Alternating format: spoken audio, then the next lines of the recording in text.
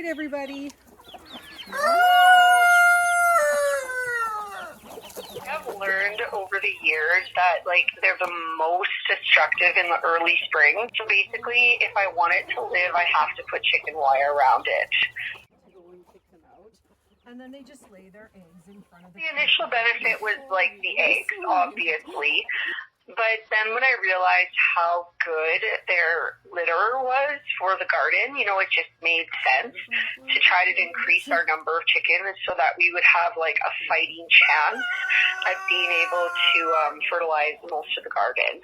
And then the other thing was I had heard about how they potentially eat other bugs and stuff, and I was having such bug pressure, so that's why I decided to let them free range, is I really wanted them to help with bugs.